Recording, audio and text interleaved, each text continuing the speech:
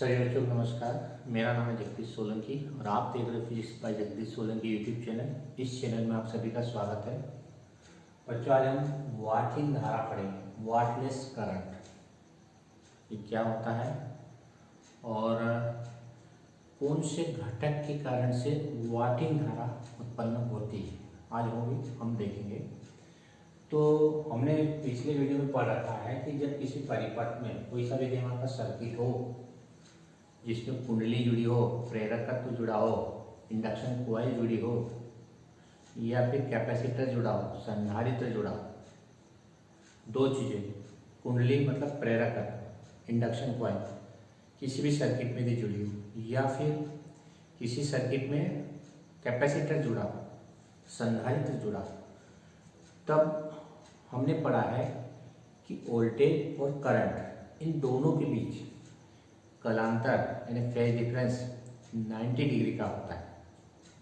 क्या होता है कि मान लो हमारे पास कोई सर्किट है, कोई परिपथ है, उस परिपथ में या तो कुंडली जुड़ी हो जिसको हम इंडक्शन कॉइल बोलते हैं, या फिर कोई कैपेसिटर जुड़ा हो जिसको हम संधारित्र कहते हैं। इन दो में से भी कोई भी एक डिवाइस जुड़ा हो, एक कंपोनेंट से भी जुड़ा हो उस सर्किट में, तो होता क्या है कि जो वोल्टेज और करंट इन दोनों के बीच जो कलांतर होता है, फेज डिफरेंस होता है, धारा और विभवांतर के बीच जो कलांतर होता है, फेज डिफरेंस होता है, वो 90 डिग्री का होता है। यानी हमने पिछले वीडियो में देखना, उसमें बता रखा कि फेज डिफरेंस का एक कलारेख का डायग्राम है कि जब VN मतलब कुंडली जुड़ी हो तो उसका वोल्टेज और धारा इन दोनों के बीच कितने डिग्री का एंगल बनता है, 90 डिग्री का एंगल बनता है। यानी दोनों के बीच फेज डिफरेंस कितना होता है, 5 होता है। इसी प्रकार यदि कैपेसिटर जुड़ा हो तो उसमें करंट और कैपेसिटर का वोल्टेज, करंट और वोल्टेज के बीच में भी कितने डिग्री का एंगल होता है, 90 डिग्री का एंगल होता है। ये हमने पढ़ा हुआ। यदि मान लो फेज डिफरेंस 90 डिग्री का है, फेज डिफरेंस का मतलब फाई की वैल्यू, फेज डिफरेंस का मतलब धारा और वोल्टेज एक साथ नहीं चल रहे, वो अलग अलग चल रहे, उनके बीच कुछ अंतर है, किसी न किसी एंगल से आगे पीछे चल रहे, उसको नाम दे देते हैं फेज डिफरेंस, कलांतर जिसको बोलते हैं। यानी दोनों जो है एक साथ नहीं जा रहे हैं, जम नहीं रहे उनकी, वो अलग अलग चल रहे हैं, यानी उनकी दोस्ती नहीं है, दुश्मनी है, तो वो एक साथ नहीं चल रहे हैं, यानी दोनों अलग अलग चल रहे हैं। कितने एंगल से अलग अलग चल रहे हैं, 90 डिग्री के एंगल से अलग अलग चल रहे हैं, यानी दोनों जो है एक दूसरे के परपेंडिकुलर होते हैं। तो हमने पी एवरेज का फार्मूला भी डिराइव कर रखा पिछले वीडियो में कि पी एवरेज किसी भी सर्किट की जो शक्ति होती है, P average equal to VRMS into IRMS into cos phi होती है। RMS का मतलब रूट मीन स्क्वायर, वर्ग माध्य मूल मान कहलाता है। ये वोल्टेज का वर्ग माध्य मूल, ये धारा का वर्ग माध्य मूल मान, और ये उसका cos फाई होता है, जिसको पावर फैक्टर भी कहते हैं। यदि इसमें वोल्टेज और करंट इसके बीच में 90 डिग्री का एंगल है, कुंडली और यदि कुंडली जुड़ी हो तब भी और कैपेसिटर जुड़ा हो तब भी, इन दोनों के बीच में 90 डिग्री का एंगल होता है, यानी फाई की वैल्यू हमारे पास 90 डिग्री होती है। ये हमने पिछले वीडियो में हमने पढ़ रखा है। यदि फाई इक्वल टू 90 डिग्री यदि रखेंगे, इस फाई की जगह 90 डिग्री रखेंगे तो cos 90 डिग्री की वैल्यू 0 होती है। ध्यान रखना, cos 90 डिग्री की वैल्यू 0 होती है। तो इस तरह से यदि इसमें अपन वैल्यू पुट कर देते हैं cos 90 डिग्री की 0, तो हमारे पास पी एवरेज की वैल्यू जाती है 0 आती है।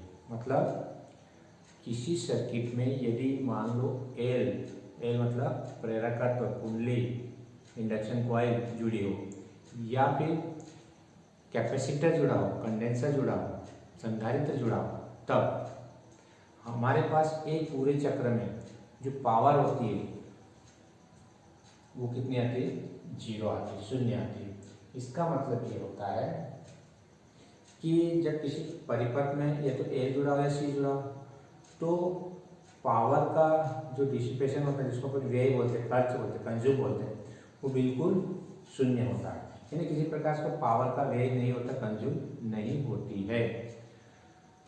तो पावर का कंज्यूम नहीं है, इसका मतलब क्या हुआ, सर्किट में किसी प्रकार से कोई ऊर्जा की हानि नहीं होती है, व्यय नहीं होती, फालतू खर्च नहीं होती है। कब, जब L या C जुड़ा होता, उसमें रेजिस्टेंस जुड़ा हुआ नहीं आना चाहिए। क्या रखना, R यदि जुड़ा नहीं है तब प्योर L होना चाहिए, शुद्ध कुंडली या फिर शुद्ध संधारित्र होना चाहिए, प्योर इंडक्टर होना चाहिए या प्योर कैपेसिटर होना चाहिए, रेजिस्टेंस नहीं होना चाहिए, प्रतिरोध जुड़ा हुआ नहीं होना चाहिए। तब एक चीज नोट कर लेना कि जब भी किसी परिपथ में शुद्ध प्रेरकत्व, इसका मतलब केवल कुंडली जुड़ी हो, या फिर शुद्ध कैपेसिटर यानी केवल संधारित्र जुड़ा हो, प्रतिरोध जुड़ा हुआ नहीं हो, रेजिस्टेंस जुड़ा हुआ नहीं उस परिपथ में, तब उस परिपथ में धारा तो प्रवाहित होगी, परंतु ऊर्जा का व्यय, ऊर्जा की हानि या क्षय बिल्कुल नहीं होता है। तो उसी धारा को हम वाटिन धारा कहते हैं। वाटिन धारा किसको कहेंगे? किसी सर्किट में मान लो एल जुड़ा हो, एल मतलब कुंडली जुड़ी हो, या किसी सर्किट में कैपेसिटर जुड़ा हो, प्रतिरोध जुड़ा नहीं हो, रेजिस्टेंस जुड़ा नहीं हो, तब उस कंडीशन में उस परिपथ में धारा तो प्रवाहित होती है, परंतु ऊर्जा का व्यय बिल्कुल नहीं होता है, और उस धारा को ही हम वाटिन धारा कहते हैं। तो समझ में आ गया वाटिन धारा किसको कहेंगे? कि जब भी किसी परिपथ में एल या सी जुड़ा हो, प्रतिरोध जुड़ा नहीं हो, तब उस परिपथ में फाई का मान 90 डिग्री होगा, और फाई 90 डिग्री होगा तो पी एवरेज का मान 0 हो जाएगा, और पी एवरेज का मान 0, इसका मतलब ऊर्जा का व्यय बिल्कुल नहीं होगा। यानी जब किसी परिपथ में एल या सी जुड़ा हो तो धारा तो प्रवाहित होती है, लेकिन ऊर्जा का व्यय बिल्कुल नहीं होता है, और उस धारा को ही हम वाटिन धारा कहेंगे। और चौक कुंडली में इसी सिद्धांत का उपयोग किया था। चौक कुंडली में क्वेश्चन पढ़ रखा है, और उसका सिद्धांत होता है वाटिन धारा पर ही आधारित होता है, उसमें पी एवरेज का मान 0 आता है। अब ये तो 12th के हिसाब से हमने देखा कि भाई वाटिन धारा क्या होती है, इसका सिद्धांत क्या होता है, ये अपनी डेफिनेशन देखी। लेकिन कंपटीशन की दृष्टि से इसमें ये पूछा जाता है कि कौन से कंपोनेंट्स के कारण से वाटिन धारा उत्पन्न होती है। बहुत जरूरी, बहुत इंपॉर्टेंट क्वेश्चन है, जिससे सवाल भी पूछे जाते हैं। इसलिए 12th के हिसाब से तो यहाँ तक खत्म हो गया, परंतु यदि कंपटीशन के हिसाब से हम देखें, तो यदि जनरल देखें, तो कौन से घटक के कारण से वाटिन धारा प्रवाहित होगी, वो अपन इस डायग्राम के द्वारा आसानी से समझेंगे। हमारे पास किसी सर्किट में बहने वाली धारा के उस घटक को वाटिन धारा कहते हैं, जिसके कारण से परिपथ में एक पूर्ण चक्र में उसका मान 0 होता है। भाई वाटिन धारा कौन से घटक के कारण से होगी, मतलब पी एवरेज का मान कौन से घटक के कारण से 0 होगा, उस घटक को वाटिन धारा नाम देते हैं। जिस घटक के कारण से किसी परिपथ में औसत शक्ति 0 होगी, उस घटक को हम वाटिन धारा कहेंगे। और यहाँ मैंने एक डायग्राम के द्वारा बता रखा है कि मान लो कि हमारे पास करंट है, जिसका मान आरएमएस में हम प्रदर्शित करते हैं। कोई भी एसी करंट होता है उसको आरएमएस में द्वारा प्रदर्शित करते हैं। और ये हमारे पास वोल्टेज, और ये आरएमएस करंट है और ये इसका वोल्टेज है, ठीक है। और हम जानते हैं कि वोल्टेज जो होता है वो करंट से आगे मान लिया कितने डिग्री से, 90 डिग्री से। वोल्टेज जो करंट से आगे मान लिया, पीछे हो सकता है आगे हो सकता है, दोनों कंडीशन हो सकती है। अभी हमने मान लिया वोल्टेज आगे है और करंट पीछे है। ये हमारे पास डायग्राम हमने पिछले वीडियो में बना रखा है। अब मान लो कि ये जो आरएमएस करंट है, ये इसके हमने दो कंपोनेंट है, दो घटक कर दिए, एक ये वाला घटक और एक ये घटक। धारा के इस आरएमएस जो घटक था, इसके दो घटक कर दिए, ये किस दिशा में, इस वोल्टेज की दिशा में, और दूसरा किस दिशा में क्या है, करंट की दिशा में। तो ध्यान रखना कि ये जो एंगल फाई बन रहा है, जब भी इसके घटक करते समय एक बात नोट कर लेना कि जिसके साथ फाई एंगल बनेगा, जो भी कोण बनेगा, वो कोण वाली दिशा में हमेशा हमेशा नोट कर लेना। क्योंकि बहुत सारे प्रश्नों में आएगा प्रश्न कि घटक कैसे करते हैं, बहुत सारे बच्चों को घटक करते नहीं आते। तो घटक करने में ये ध्यान रखना कि जिधर फाई बनता है, कोण बनता है, उस डायरेक्शन में कास लेना है, और जिधर फाई नहीं बनता है उसके अपोजिट डायरेक्शन में, यानी नीचे वाले डायरेक्शन में साइन वाला घटक लेना है। कंपोनेंट्स करते समय क्या ध्यान रखना है कि जिधर फाई बन रहा है उधर कास थीटा लेना है, कास फाई लेना है, और जिधर फाई नहीं बन रहा है उधर साइन फाई लेना है, ध्यान रखें। तो ये जो आरएमएस के दो घटक कर दिए हमने, कौन कौन से, एक ये वाला घटक जो किस दिशा में, वोल्टेज की दिशा में, वीआरएमएस के अनुदिश है, कौन सा, आरएमएस कास फाई। जब भी उस दिशा में लो, किस दिशा में, फाई वाले डायरेक्शन में, ये फाई एंगल बन रहा है, तो इस दिशा में कास लेना। इस आरएमएस का घटक कौन सा होगा, आई आरएमएस कास फाई। और ये बिना फाई वाला है, इधर वाला, तो इस डायरेक्शन में साइन फाई लेना, ध्यान रखना। तो इस आरएमएस के दो घटक कौन कौन से हो गए, आरएमएस कास फाई, जो कि किस दिशा में, इस वोल्टेज की दिशा में वी आर एम एस की दिशा में, और ये वाला जो घटक है हमारे पास आई आर एम एस का साइन पाई, ये किस दिशा में इस वोल्टेज के साथ कितने डिग्री के कोण बनाते हुए 90 डिग्री के कोण बनाते हुए घटक किया है। ये दो घटक कर दिए। अब इन दोनों घटक के कारण से हम पावर देखेंगे।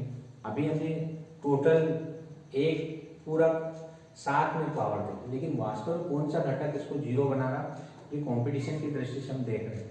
अब देखो यदि इस घटक के कारण से हम पावर निकालें P1, कौन से घटक के कारण से, आयरन कास्ट फाई के कारण से, पहले वाला घटक के कारण से, तो P1 इक्वल टू, अब दो पावर निकलेगी इसकी भी और इसकी भी, इसलिए P1 और P2 नाम दे दिया हमने। तो इस घटक के कारण से यदि पावर निकालें तो देखो यहाँ पे पावर का फार्मूला लिख रखा है, P average equal to V R M S into I R M S into cos phi. तो वी आर एम एस को ऐसे लिखना, वी आर एम एस को ऐसे लिखा। अब आई आर एम एस वाला कौन सा घटक लेना, ये वाला घटक लेना, वोल्टेज की दिशा, I R M S into cos phi. अब इसका एंगल कितना बन रहा है इस वोल्टेज के साथ में, फाई एंगल कितना बन रहा है इस वोल्टेज के साथ, उसके अनुदिश है। इसका मतलब धारा वोल्टेज के बीच में कितने डिग्री का एंगल है, 0 डिग्री का एंगल है। क्यों, क्योंकि वोल्टेज की दिशा में ही करंट ले रहे हैं, यानी 0 डिग्री का एंगल है। तो यहाँ पर फाई का मान कितना रखेंगे, 0 डिग्री रखते हैं। तो वी आर एम एस ये आई आर एम एस की जगह आ जाएगा। क्यों, क्योंकि हमने घटक कर रखा है, ये आई आर एम एस की जगह लिखा हमने आई आर एम एस का आस्था। 0 क्यों लिखा, क्योंकि वोल्टेज और करंट दोनों एक ही डायरेक्शन है, टूवर्ड्स द वोल्टेज, करंट की डायरेक्शन और वोल्टेज की डायरेक्शन दोनों सेम डायरेक्शन है, इसलिए 0 डिग्री हमने यहाँ पर फाई का मान 0 डिग्री रखते हैं।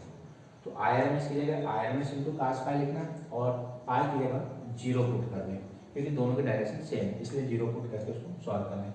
और कास्ट 0 की वैल्यू 1 होती है, तो P1 इक्वल टू हो जाएगा V R M S I R M S into cos phi. ये इस घटक के कारण से हमारे पास पावर निकली। अब सेकंड वाला कंपोनेंट ये वाला देखो, इस घटक के कारण से कितनी पावर होगी, तो इस घटक के कारण से फार्मूला तो वही है, P average equal to V R M S I R M S into cos phi. इस आई आर एम एस के लिए क्या लिखेंगे, ये वाला घटक कर दो I R M S sine phi. अब फाई जो है इंटू कास्ट फाई, अब यहाँ पे फाई का मान कितना लिखेंगे, कास्ट फाई का मान, ये कास्ट फाई का मान, तो कास्ट फाई का मान कितना रखेंगे, ये इसके साथ कितने डिग्री का एंगल बनाना, 90 डिग्री का एंगल बनाना। कौन, वोल्टेज और करंट के बीच में 90 डिग्री का एंगल है, परपेंडिकुलर है, लंबवत है, नॉर्मल है, ध्यान रखना। तो इस घटक में वी आर एम एस और आई आर एम एस, ये हमारे पास जो एंगल बन रहा है, ये इसके और इसके बीच कितने डिग्री का एंगल है, 90 डिग्री का एंगल है। ध्यान रखना, एंगल किसके बीच में है, वोल्टेज और करंट के बीच में। तो वोल्टेज और करंट के बीच में जो एंगल है, जो फाई निकालेंगे, ये फाई की वैल्यू, ये दोनों के बीच में जो एंगल बन रहा है, ये 90 डिग्री का एंगल है।